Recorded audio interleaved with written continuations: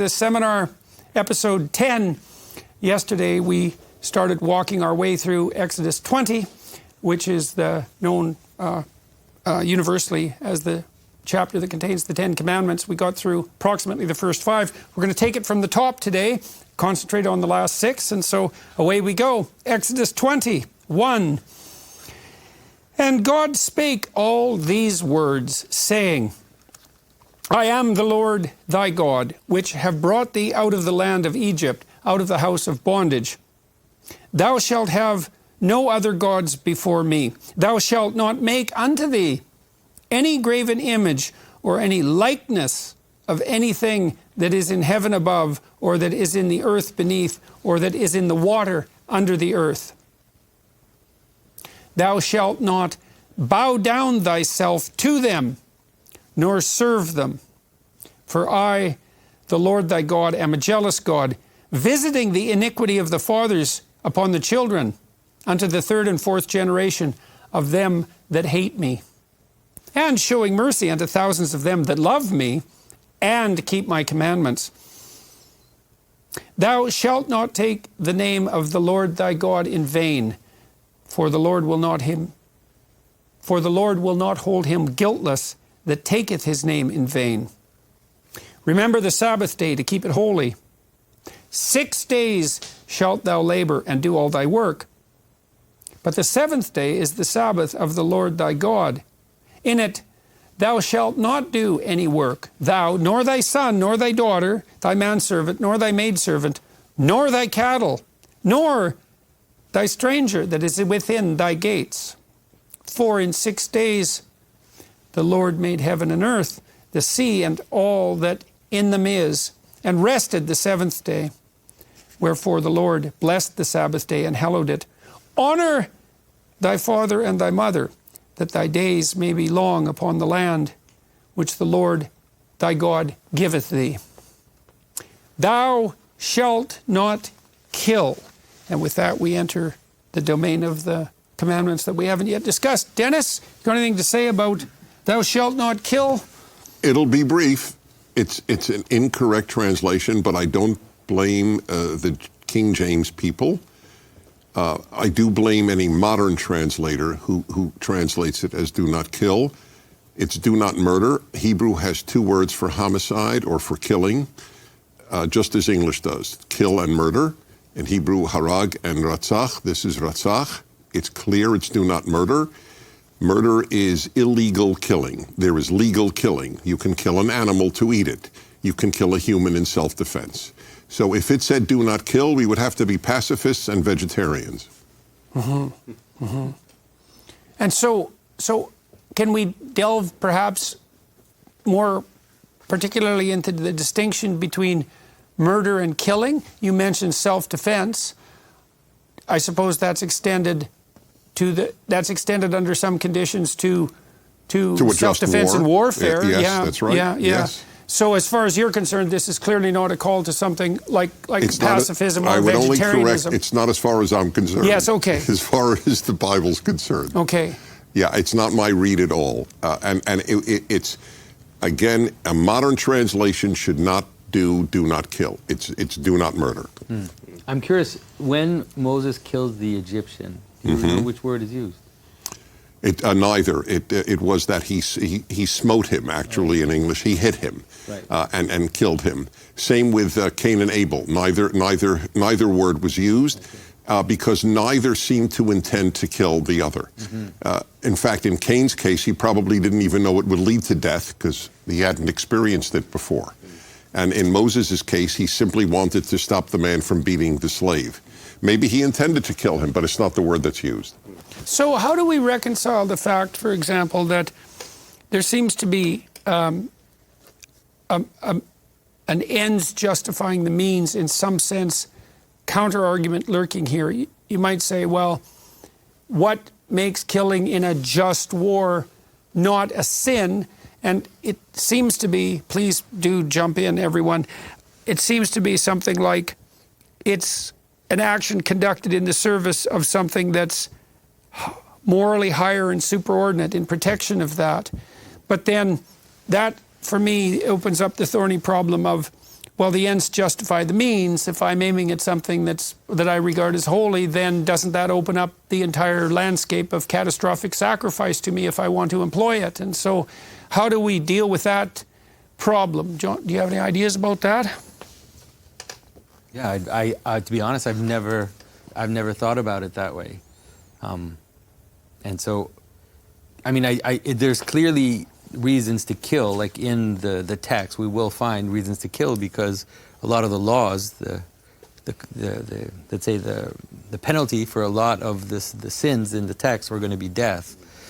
And so, for sure, in the culture of the text, it's not, like Dennis said, it's not about killing or not killing. I think it has more to do with the idea of doing it illegitimately. Well, and so is the idea that as long as you're operating within the bounds of something like the subsidiary ethical framework, that those actions are justified. I've been thinking, for example, about vegan guilt about eating. Yeah. And so obviously our culture is rife with discussions about the morality of eating, which I think is extremely interesting. And one of the thoughts that's entered my mind, and I'm not exactly sure what to do with this, is that part of the reason that people are so guilty about what they eat is because if you do eat meat, you are killing something to sustain yourself, and that's not nothing. And we know it's not nothing from this discussion, in part because we note that God includes the cattle among those who get to take a break for the Sabbath, and so there's some inclination in the text to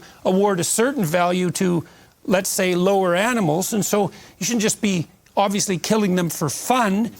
So why is it that eating them is okay? And one answer to that is, well, you need to eat them to survive. But you go back to Noah. It's humans are made in the image of God. In other words, they are icons of God, and so they have a status. But I think you need to put the four together. So no murder is about life. No unfaithfulness is about the faithfulness in a family. No stealing is about property. And, no false witness about people's reputation. In other words, you've got four of the foundational pillars of a community. Mm-hmm. Right, so these are the four basic principles upon which a minimal community has to be established. Is it not right, Dennis? They're all second-person singular. Yes, that's right. And that's worthy of note briefly, the singular. And also, you must feel commanded. You, each of us, individually. And also, as I understand it, there are only two words. So, thou shalt not sonorous. Right. Don't. Hebrew, no murder. It would be, in English, don't murder. Yeah. That way you have two words. Right. I remember as a boy, don't steal, when I was a 10-year-old, the prefects would say, no talking. Right. That was it. Right. This is no murder. Right. No stealing. No adultery.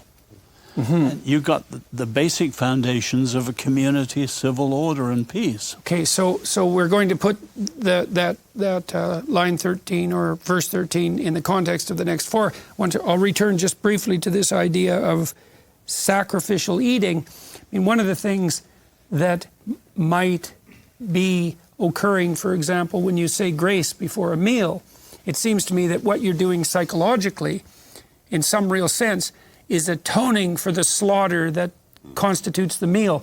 And atone means at one, it means at one ment. And I think the idea is that it's now morally incumbent upon you to live your life in a manner that's as clearly moral, productive and generous, honest, and in right relationship with what's divine. It's incumbent on you because that's the only thing in some sense that can justify the sacrifice.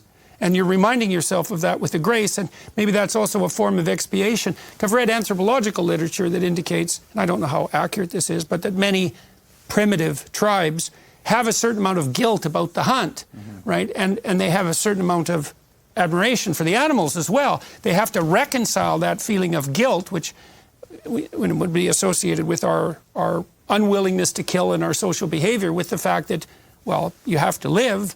And then the question might be, well, under what circumstances is the terrible crime of your life, given that it requires the sacrifice of something to keep you alive, under what circumstances is that actually validly justified? I mean, people who are suicidal ask themselves that all the time.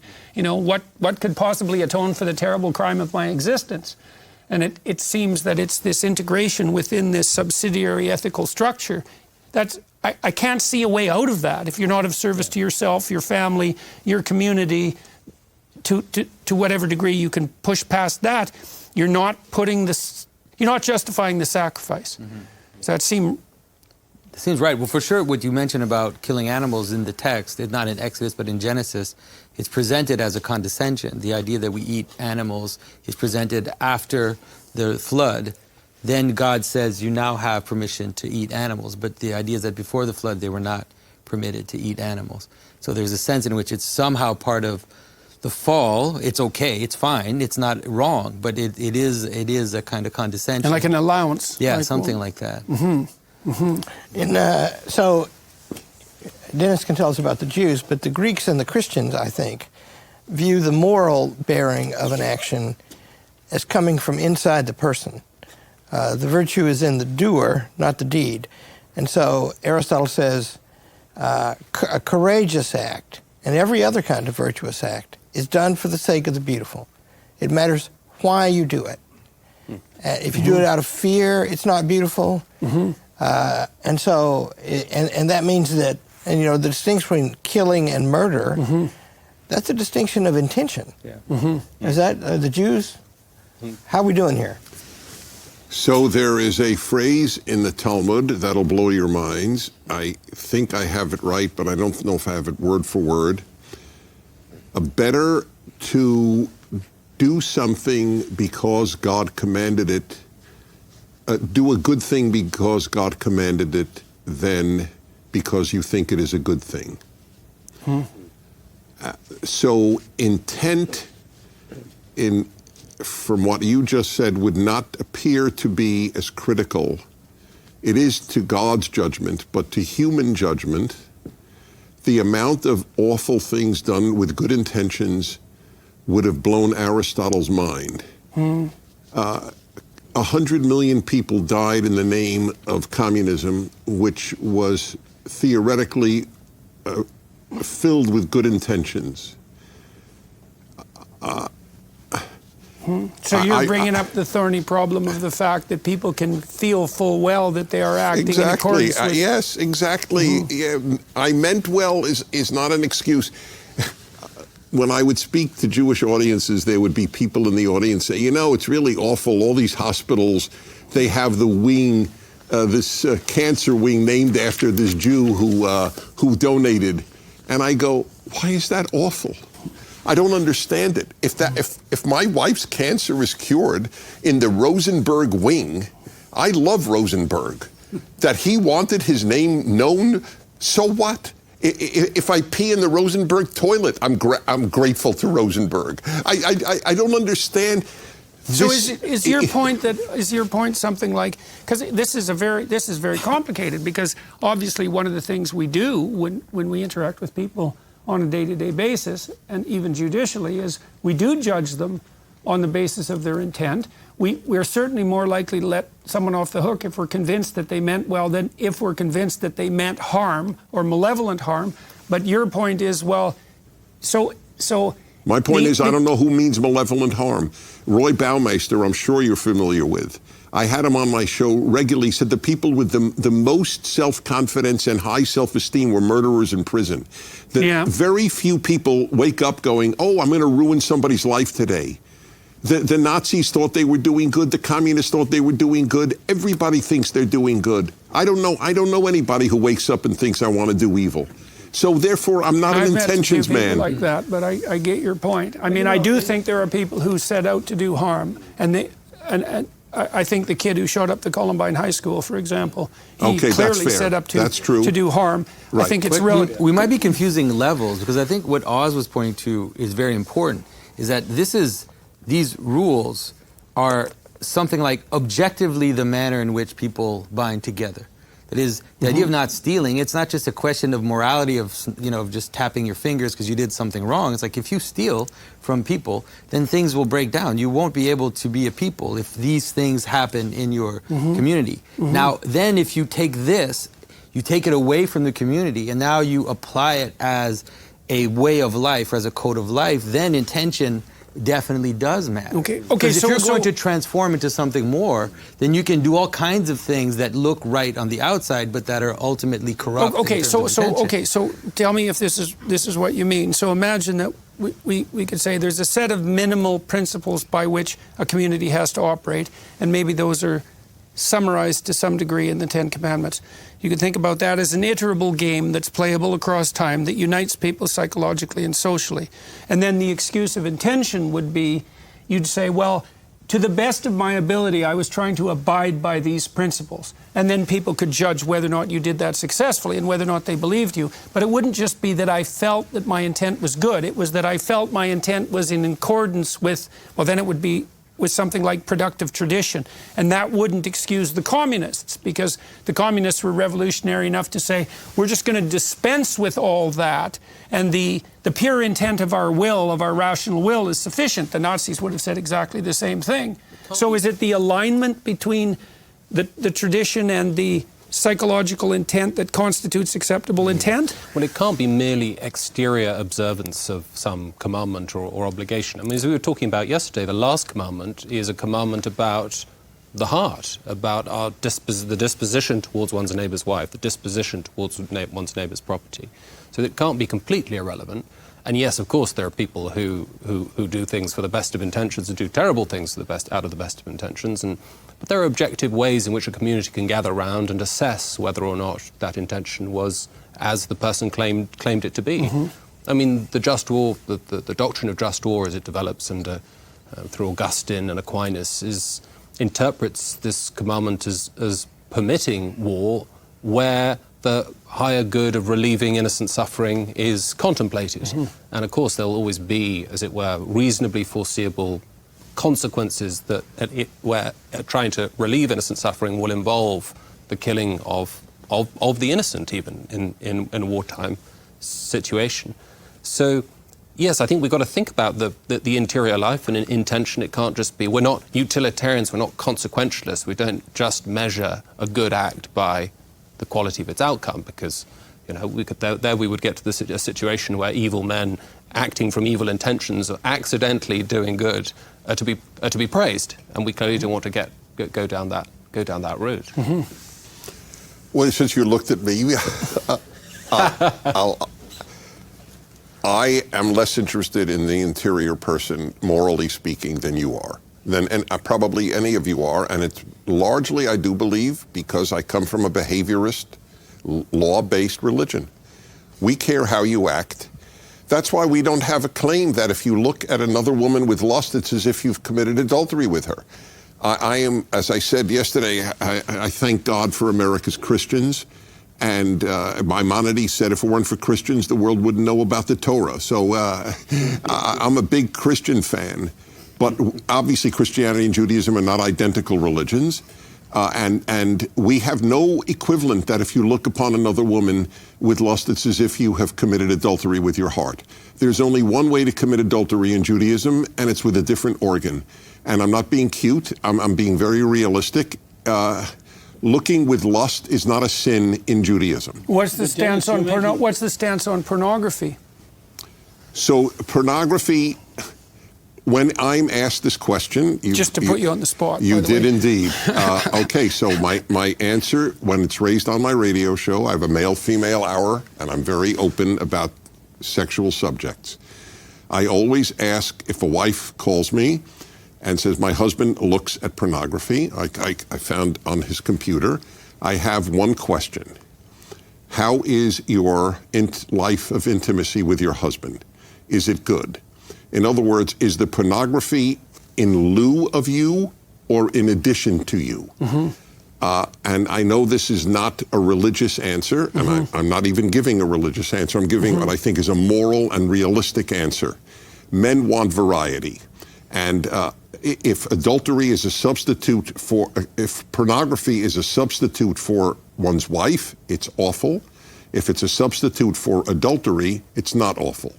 That is my unpredictable answer. Well, there is a clinical rule of thumb that's akin to that, I would say. If you're trying to decide clinically whether someone's partaking in a habit, say use of alcohol, has reached the threshold of clinical significance, one of the things you do is ask, the person you're assessing. Now, is it interfering with your employment? Has it got you in trouble with the law? Is your family complaining? Does it stop you from doing other things that you should be doing? And so the judgment isn't the use of the forbidden substance itself. It is in some sense consequentialist. And I'm not saying that that's an absolute, but it is a hallmark of clinical judgment. But Dennis, you're making, I think, too big a gap between, behavior and where it comes from. And surely the 10th commandment is exactly that. You could expound everything Jesus said from thou shalt not covet thy neighbor's wife, or another woman you're not, whatever. Mm-hmm. Well, the whole point of coveting, it begins in the heart. And I understand your Hebrew word for covet is a desire that doesn't stop halfway. Right, to take. It takes action. It's to take. Yeah. It's not. There's no ban in the 613 laws of the Torah on lusting.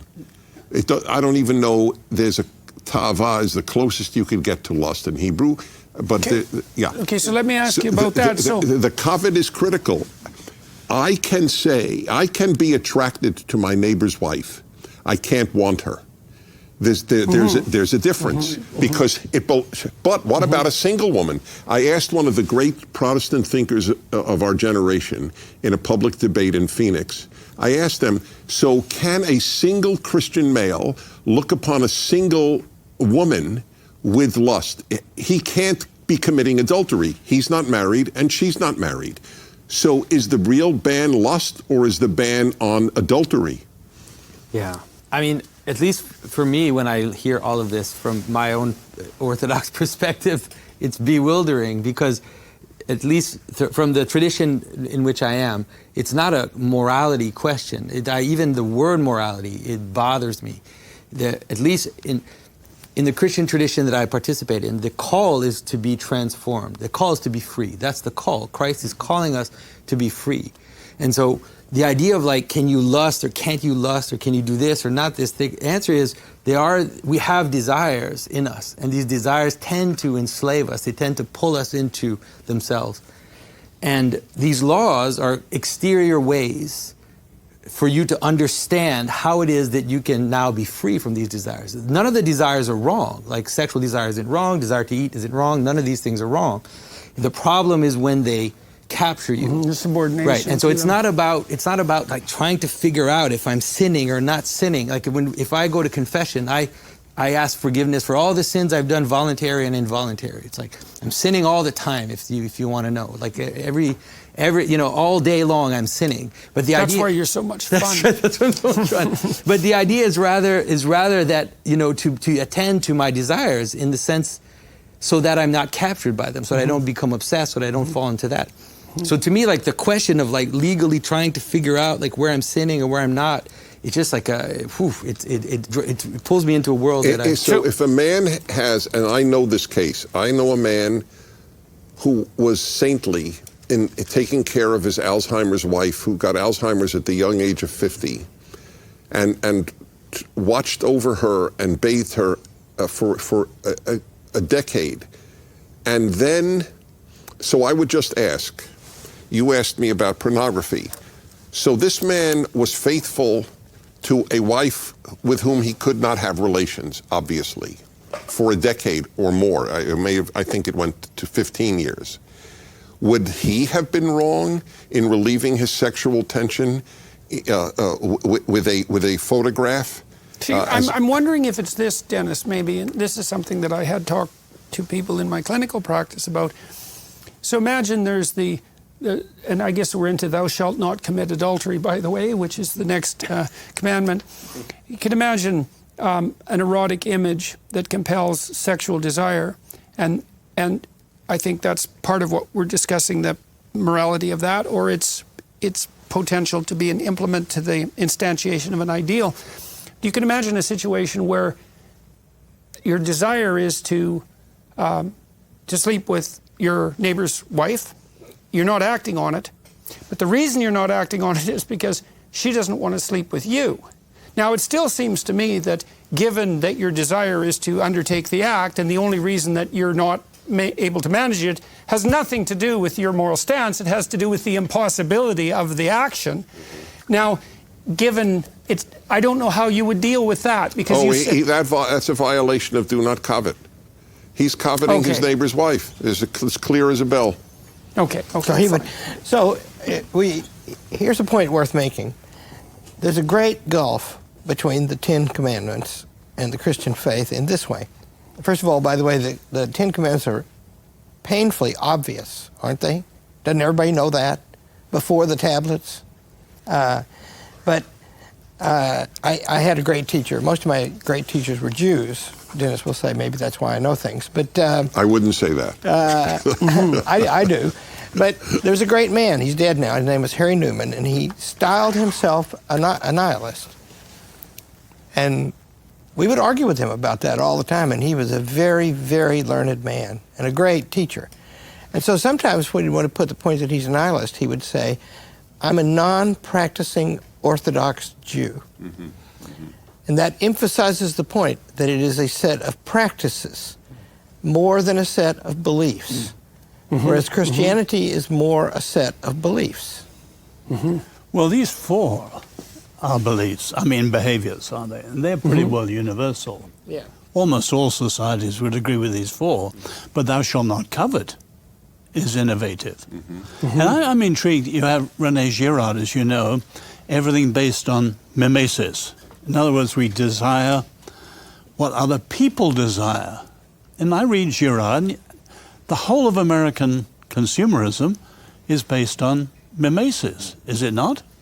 We are taught to desire what other people desire, want to wear what you wear, or well, it's a good way. It is a good way of figuring out what's of value. Because that is an open question. There's many things you could value, and one way of becoming informed about that is to see what everyone else values. And so I'm trying to strip the morality out of that to some degree. That can become weaponized, and it can become pathological. But so to go back to Larry's friend, or Larry's teacher, there's got to be, even if you're committing yourself to certain exterior practices or habits or behaviors on the basis of, say, command, there's got to be some prior belief, prior commitment into the authority of the person or the source of these commands. So there's got to be some kind of... one question that... Well, you've got to believe that they're... in society they wouldn't agree with those four. No, but, let's say it doesn't matter where the source of authority might come from. It might be in one's conscience, that the nihilist is still going to accept that there is some degree... The nihilist who conforms to these behaviours is going to be acting on something, not nothing. I'd like to challenge Larry's supposition, just for the sake of discussion. Are these self-evident? And I would say they're not exactly self-evident to psychopaths, right? So the self-evidence argument's a really interesting one, because you could add the psychopathy twist to all of these. It would be, thou shalt not kill unless you can get away with it, and it works in your favor. The same with adultery, the same with stealing. And the question there would be something like, why shouldn't I do this if I can get away with it? And that is really the question the psychopath asks, the narcissist, the Machiavellian, that sort of people. Now, we could make two arguments here. We could say that any society that enables itself to play out across time, that maintains a certain degree of stability and productivity, would eventually circulate around a set of principles, actions that would bear some resemblance to this. And that's a discussion we could have. Do we believe at this table, for example, that these 10 principles, which are elaborated into a much more differentiated law, are these 10 principles the necessary minimal preconditions for a society that offers its people some degree of psychological unity and hope, and simultaneously some possibility of maintainable social unity? And if they are the necessary principles, is that stable enough, that fact, so that that's somehow imbued on our soul? Well, you might say yes for normal people and no for psychopaths. Or you might also say, maybe it's not so obvious. There is a mystery in the anthropological literature, which is for about 300... We've had our modern genetic form, in principle, for about 350,000 years. A lot of human history looked like pretty bloody, dismal, backstabbing, murderous tribalism for almost that entire period. And it's not obvious at all how we got out of that. And so I'm wondering, well, we certainly degenerate back into it very easily. And so is it the case that... But you don't have to say the whole 10 are universal, do you? I don't know. No, I would argue just immediately, these 4 are almost universal. And if you don't practice them, you have chaos in society. But the Sabbath is not universal. Right. Honor your parents is innovative. Well, but I mean, do all societies that are stable even follow these 4? I mean, if you think about, well, how about North Korea? I mean, obviously, we don't. It's been. That's a good question. I don't believe that it's viable in any reasonable span of time either, but it's lasted as long as it has lasted, and you do get tyrannies that emerge and dominate for some period of time. In the classic books, Book 5, Aristotle's Politics, how does a tyranny survive? The answer is they don't, because people don't like it. But if they do it by corrupting their people. Or enslaving them. Well, there can be no. But centuries? If you enslave them, it's hard to have enough people to do enforcement over a whole country. Right. So slavery is for a minority. It's easier with weapons. But I mean, like, what is the list? It's just chilling. It's in Book 5 of Aristotle's Politics. There can't be any friendship. Mm-hmm. There can't be any confidentiality in private. Mm-hmm. People have to be in public places as much as possible where they can be seen. Mm-hmm. And you know, this is all summarized in a story that Aristotle repeats, which is first in Herodotus, about a young tyrant sending a messenger to an old tyrant. How did you last so long? And the old tyrant doesn't say anything. He's walking through a wheat field, and he's got a sickle, and he starts chopping off the tops of the taller heads of grain. Mm-hmm. Mm-hmm. And the messenger goes back and says, "You didn't say anything." Mm-hmm. And he said, "What did he do?" And the young tyrant understands. Right. See, because, like you know, I mean, I think the American government is turning against the sources of privacy or individuality mm-hmm. in the American people. Mm-hmm. Because if you raise a family, if you make your own business, if you do your own learning, then that marks you out. And that means that you're authority. I mean, why did Adolf Hitler hate the Jews? Transnational, eternal people. Mm-hmm. But he hated successful, generally. But he hated the Christians, too, you see, because they claimed a source of authority beyond him. Mm-hmm. And that tyrants don't like that, see. Anything transcendent has got to be destroyed. Yeah. Mm-hmm. Well, maybe that's what explains, just going back to Oz's point about these 4 commandments being universal. I mean, we can accept that they are universal. I mean, I think they are actually on the Code of Hammurabi, which is what, the 18th century BC, and there are other similar kind of legal codes. But the difference there is that the commandment is being issued by the king, by the tyrant. Whereas here you've got, as we're reminded in the Sabbath commandment, they're coming from the source, the creator, the source of the moral order. So it's like they're written on your soul. So there's something, so it's only gathering a special strength, I suppose, as they're pronounced in this context. There's another huge difference. The Code of Hammurabi has 3 classes. That's right. The aristocracy, the ordinary people, and then the slaves. Mm-hmm. Yeah. Whereas here, the whole people agree to it. That's right. Mm-hmm. And the covenant applies to the whole people. As we'll see further down. James, I'd like to develop that argument that you just put forward more too, because the problem with it being from the king is that means that the source of the morality itself is from the king. And then you might say, well, what happens then if the king dies? And well, if the source of authority is the king, then if the king dies, there's no source of authority. What's happening here psychologically, at least to some degree, and it's quite something remarkable, it isn't only happening with the Hebrew people at this time, is that the principle of sovereignty itself is being divorced from the instantiation of that sovereignty in any one person. And people are trying to work out, well, what is it that we should be subordinate to in principle, including our kings, including our rulers, even to extend to slaves, even to extend to animals. And if you're a skeptic about that, you say, well, what's the use of having a God? Let's say, why do we need that? And the answer is, well, is it more sophisticated to start abstracting up the principle of sovereignty into something like a spiritual principle? Or is it more sophisticated to leave it instantiated in the body of a king? And I think anybody who's sensible, who's modern, would say, well, it's not obvious to us, to any of us, that we should instantiate the highest possible principles in any given, like, let's say, earthly ruler. That's not a sophisticated solution to the problem. And then that begs the question, which is, well, if sovereignty is an independent principle that's superordinate, what's the nature of that sovereign spirit? And of course, that's partly what we're investigating in the seminar. So in the ancient world, the parts I know about, and I don't know much about Hammurabi, I'd be astonished if Hammurabi said, it's because I say this, that this is the case, right? Because that, obviously, if a claim that this is so will run up against the reality of it, and it'll either reinforce that reality or it will be subject to refutation by reality. And see, I think all of this, these beautiful things in the Ten Commandments, see, here am I talking for Dennis now, right? Because he lives this life and knows it very well. But as I say, most of my teachers are Jews. These are like, in this text, like the detailed commands that seem boring to everybody.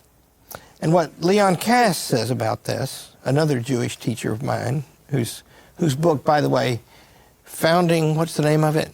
God's Nation. Founding God's Nation. It's just a wonderful book. Have you read that book, Dennis? Yeah. Yeah. Did you like it? I've had him on, and look, he's terrific. Do we agree on everything? We're two Jews. Yeah. Churchill said, wherever there are 3 Jews, there are 2 prime ministers and 1 leader of the opposition. Oh, that's very funny. I never heard that one. But the point is, these poor people are being marked out for a demonstration of God's providence. And it's hard duty. And they have to demonstrate visibly in public so we can see, right? And then when they fall short, we can see that too. And there are punishments for that. It's, the worst thing that can befall a people is to get chosen. Well, we could also point out, too, is that people have a real hard time often with the idea that God would choose a people to lead, let's say. And one of the things I'd like to say in favor of that idea is that, well, ideas have to start with a few people somewhere. Right? It's not like you can have a revelatory idea and then everyone has access to it instantaneously, like that second. It has to begin somewhere. Now, but that also introduces us to a contradiction in what we've put forward here, too, because we're trying to argue, in some sense, for a moral universalism, and we're also trying to argue for a Hebrew exceptionalism simultaneously. And the exceptionalism seems to be maybe partly that to the degree to which this is made explicit and to the degree to which, to some degree, it's psychologized in such things as thou shalt not covet. I mean, the ancient Mesopotamians, earlier than this, I would say, or perhaps at about the same time, they had already worked through the idea that sovereignty was separate from the emperor, in that for the Mesopotamians, the emperor was only sovereign insofar as he properly incarnated Marduk. And Marduk had eyes all the way around his head, so he could see everywhere, and he could speak magic words. So they had a doctrine of the word in some sense. And the notion there was that, well, you got to be sovereign only insofar as you were an embodiment of Marduk, and the principle of sovereignty itself had been abstracted up into the realm of the gods. So obviously other societies in the Middle East at about the same time period were starting to move towards this notion of sovereignty as a principle that wasn't merely a manifestation of the state. Jordan, you keep talking, and I may be misunderstanding you, so forgive me. But as if human ideas are working their way up, and the Hebrews sort of got higher than anyone else with this brilliant idea. And surely the whole point of Exodus is they encountered a God who was transcendent and different. And that notion, you must be holy as I'm holy. Well, the essence is I'm set apart from all the other gods. I think that your comment and criticism is accurate, but I'm wondering, see, to me what's happening is something is reaching up from below and descending from above at the same time. And so let me give you an example of that that's maybe within the text. So remember now, before Moses has his revelation, before he receives his revelation, he sits and judges the people for well, we don't know how long, years, enough to wear him out. And so you could imagine that he's been exposing himself to all this conflict between the